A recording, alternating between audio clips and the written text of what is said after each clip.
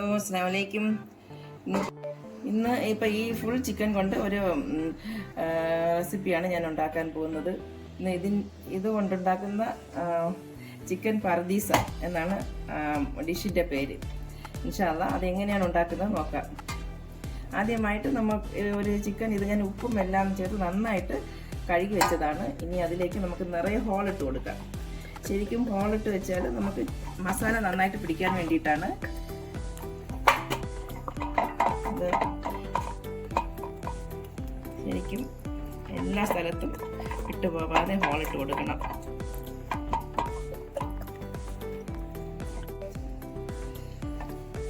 ഈ ഹോളിട്ട ചിക്കൻ ഇപ്പോൾ നന്നായിട്ട് വീണ്ടും കഴുകി എടുത്ത് വെച്ചിട്ടുണ്ട്. ഇനി ഇതിലേക്ക് നമുക്ക് ഈ ചിക്കന് വേണ്ടുന്ന മസാലകൾ നമുക്ക് മറ്റൊരു പാത്രത്തിലേക്ക് മിക്സ് ചെയ്ത് വെക്കാം.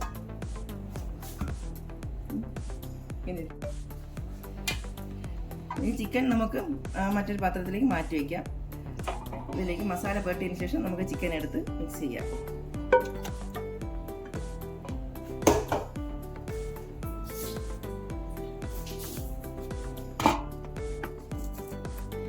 ഇതിലേക്ക് വേണ്ടുന്ന മസാലകളാണ് ആദ്യം പച്ചമുളക്, 5 പച്ചമുളക് ചെറുതായിട്ട് കട്ട് ചെയ്തത്, ഒരു ക്യാപ്സിക്കം ചെറിയ ക്യൂബായിട്ട് കട്ട് ചെയ്തത്, ഇഞ്ചി ചതച്ചത്, വെളുത്തുള്ളി ചതച്ചത്, മല്ലിയില, ഒരു പിടി മല്ലിയില, കുറച്ച് പുതിനയില, ഒരു ചിക്കൻ ക്യൂബ്. പിന്നെ അതിന് വേണ്ടി ഞാൻ ഒരു നാരങ്ങയാണ് എടുത്തിട്ടുള്ളത്.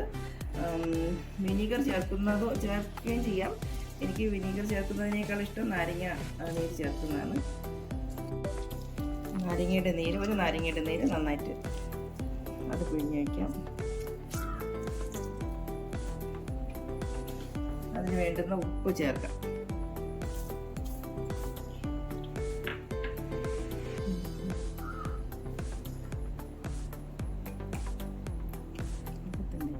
പിന്നെ ആവശ്യമുള്ള മുളക് പൊടി, ഒരു 2 സ്പൂൺ മുളക് പൊടി, 1 സ്പൂൺ മഞ്ഞൾപ്പൊടി, 1/2 സ്പൂൺ കുരുമുളക് പൊടി, ഒരു ചെറിയ സ്പൂൺ ഗരം മസാല പൊടിച്ചത്, മന്തി മസാല ഞാൻ തന്നെ തയ്യാറാക്കിയ മന്തി മസാലയാണ്, അതൊരു സ്പൂൺ.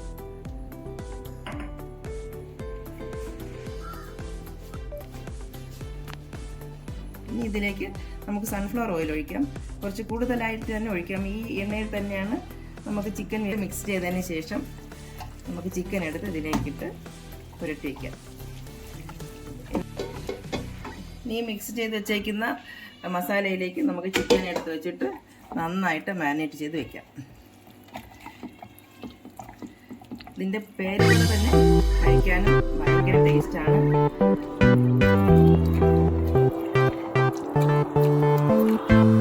നന്നായിട്ട് എല്ലാ സ്ഥലത്തും മസാല പുരട്ടി വെച്ചിട്ട് 2 മണിക്കൂർ റെസ്റ്റ് ചെയ്യാൻ വെക്കണം. അത് കഴിഞ്ഞതിന് ശേഷം നമുക്ക് ഇതേ എണ്ണയിൽ തന്നെ